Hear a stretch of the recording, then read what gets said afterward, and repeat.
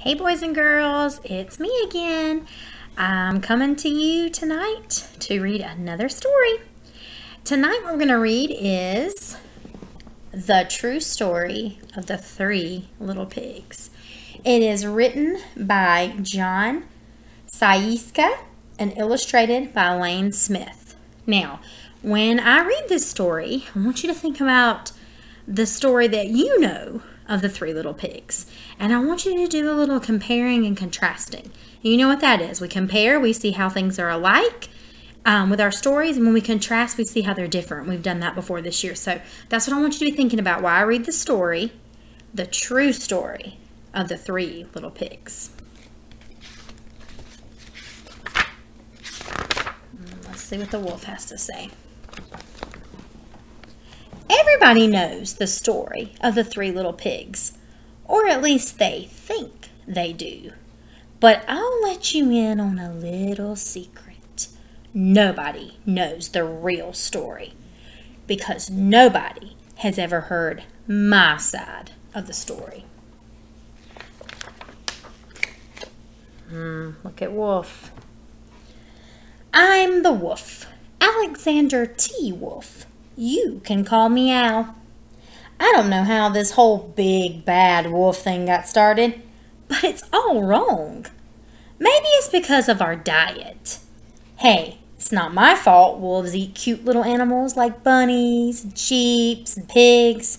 That's just the way we are. If cheeseburgers were cute, folks would probably think you were big and bad too.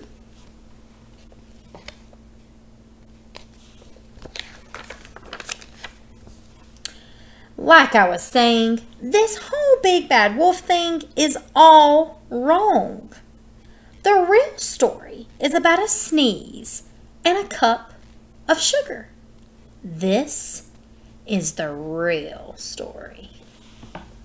Okay, so far we've got the wolf letting us know that the story we know of the Three Little Pigs is not the right one.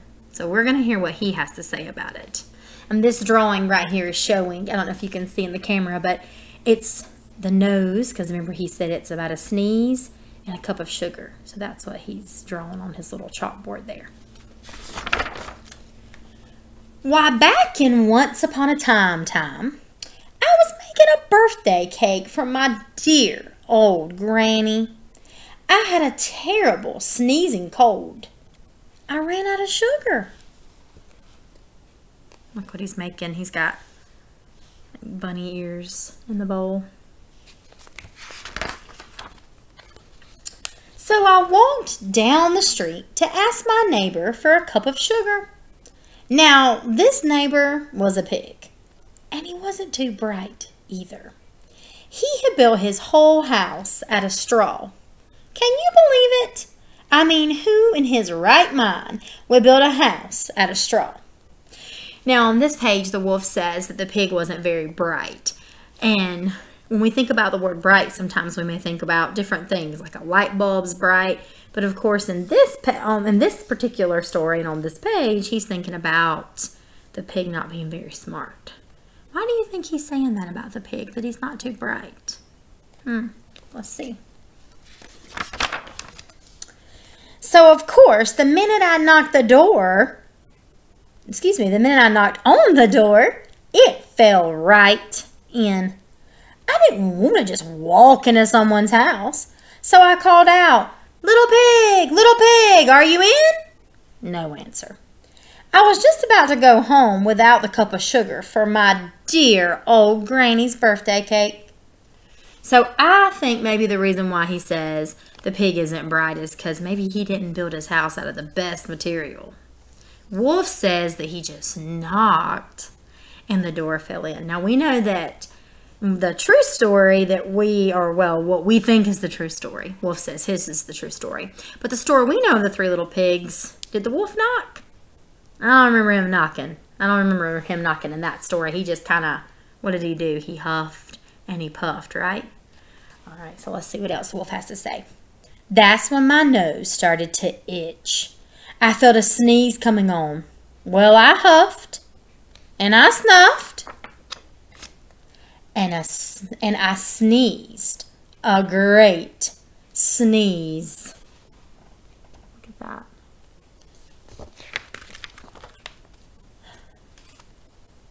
And you know what? Well, that whole straw house fell down. And right in the middle of the pile of straw was the first little pig, dead as a doornail. He had been home the whole time. So the wolf is trying to get us to believe his side of the story, which is he only did all that huffing because there was a sneeze coming on, that he didn't really tell the pigs that he was going to huff and puff and blow their house down. And he says that he didn't mean to. He didn't try to kill the pig, but there it was. It seemed like a shame to leave a perfectly good ham dinner lying around, so I ate it up. Think of it as a big cheeseburger just lying there. So he's trying to say, well, I didn't really hurt the pig. I didn't mean to, but then I just couldn't let it sit there. Do you believe him? Let's keep reading. I was feeling a little better, but I still didn't have my cup of sugar. So I went to the next neighbor's house. This neighbor was the first little pig's brother. He was a little smarter, but not much. He had built his house out of sticks. I rang the bell on the stick house. Nobody answered. I called, Mr. Pig, Mr. Pig, are you in?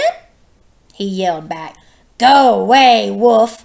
You can't come in. I'm shaving the hairs on my chinny chin chin.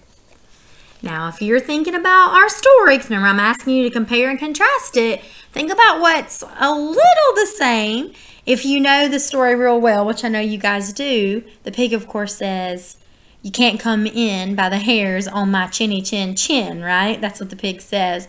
But the wolf says that the pig was kind of mean and nasty and told him he couldn't come in because he was shaving. See, he's got the razor there. He's shaving the hairs. So every time the wolf goes to these houses, he's saying that he's being so polite and he's asking.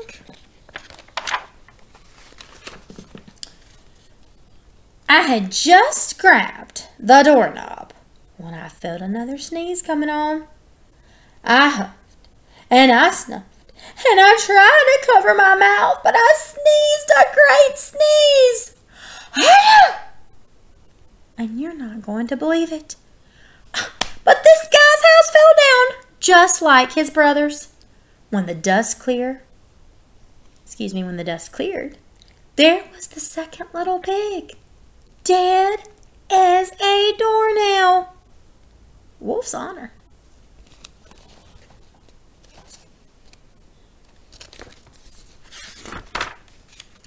Now, you know food will spoil if you just leave it out in the open. So, I did the only thing there was to do. I had dinner. Again. Think of it as a second helping.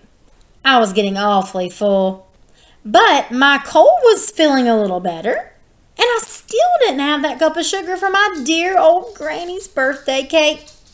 So I went to the next house. This guy, was the first and second little pig's brother. He must have been the brains in the family, 'cause he built his house out of bricks. I knocked on the brick house. No answer. I called, Mr. Pig, Mr. Pig, are you in?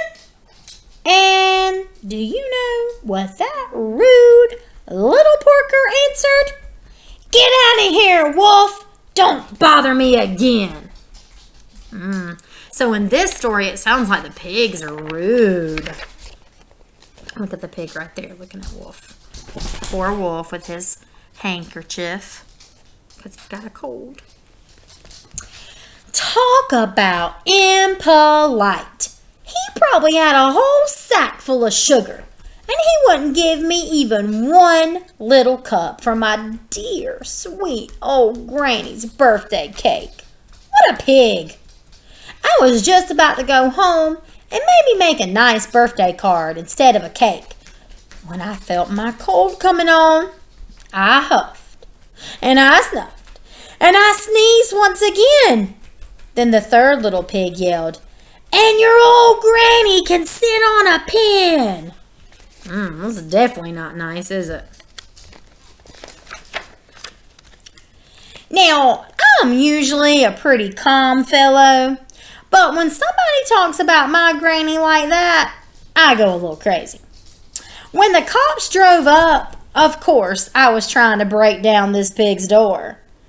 And the whole time I was huffing and puffing and sneezing and making a real scene.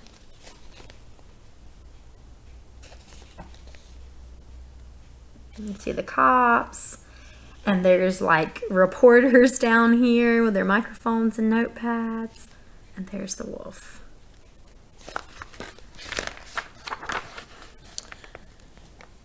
The rest, as you say, is history.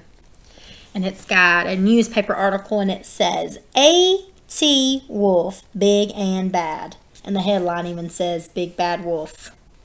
But the paper, the name of the paper you'll notice is the Daily Pig. So who's writing the paper? Exactly, the pigs are. So this is how they see the wolf. The news reporters found out about the 2 pigs I had for dinner. They figured a sick guy going to borrow a cup of sugar didn't sound very exciting. So they jazzed up the story with all that huff and puff and blow your house down. And they made me the Big Bad Wolf. That's it. The real story? I was framed. And so frame means that he didn't really do it. He's saying that the reporters made him out to be the bad guy. He just had a cold. What do you think? But maybe you could loan me a cup of sugar. Would you loan him a cup of sugar? Do you think he's trustworthy? Do you think that he's telling us the truth? You see him, he's in jail. And he's got the guards there, right there, guarding him. I don't know. I'm not so sure what to think about that. It looks kind of suspicious to me.